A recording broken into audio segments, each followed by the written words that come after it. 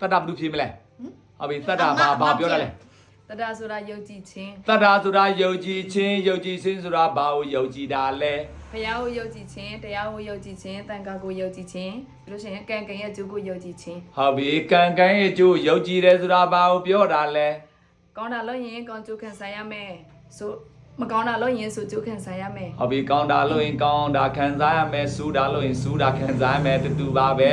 နော်တတတရားဆိုတာဘုရားကိုယုတ်ကြည်တယ်တရားကိုယုတ်ကြည်တယ်သံဃာကိုယုတ်ကြည်တယ်နော်ဆိုတာလို့ရင်ဆို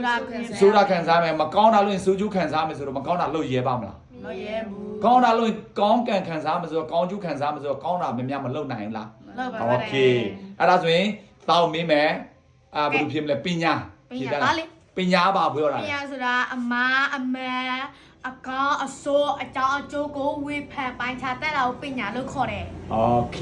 အမအမန်အကောင်းအစိုးအကြောင်းအကျိုးဝေဖန်ပိုင်းခြားတဲ့တာပညာလို့ခေါ်တယ်အဲ့ဒါဆိုရင်သာတို့အတန်းချောင်းကပညာနော်အဲ့ဒါဆိုရင်ပညာအဲ့ဒါသာတို့သိပြီလားအမအမန်အကောင်းအစိုးဆိုတာအကြောင်းအကျိုးဆိုတာမသိသေးပါမသိသေးဘူးနော်သိအောင်ဘာလုပ်ရမလဲစူးစမ်းမယ်လေ့လာရမယ်တရားအများများအားထုတ်ရမယ်စာဖတ်ရမယ်ဟုတ်ပြီလေ့လာရမယ်စာဖတ်ရမယ်တရားအားထုတ်ရမယ်တရားအားထုတ်လိုက်ရင်သူကသိလာတယ်နော်သမာဓိကောင်းလိုက်ရင်အဲ့ဒါမျိုးသဘောလေးနော်အဲ့ဒါဆိုရင်နောက်တစ်မျိုးပါမေးရမလဲကွယ်ဒိဋ္ဌိဆိုတာဘာပြောတာလဲဒိဋ္ဌိဆိုတာအစွဲဒိဋ္ဌိဆိုတာအစွဲဘာကိုစွဲတာလဲ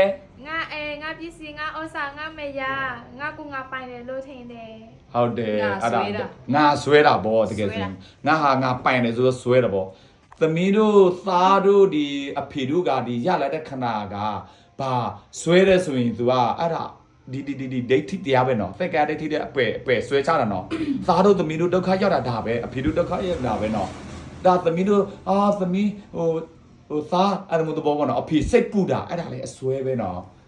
အဲ့ဒီအဆွဲတွေကိုအဖေတို့ကနည်းနည်းဆွရမယ်သမီးတို့နည်းနည်းဆွရမယ်နော်အဲ့ဒီအဆွဲကဒါဆိုရင်သမ္မာဒိဋ္ဌိဆိုရင်ရောသမ္မာဒိဋ္ဌိဆိုရင်ကောင်းသောအမြင်ခုနကောင်းသောအယူဖြစ်သွားတာပေါ့ခုနဒိဋ္ဌိဆိုတာအဆွဲကိုသမ္မာဒိဋ္ဌိဆိုသမ္မာအစိမတလုံးထည့်လိုက်တော့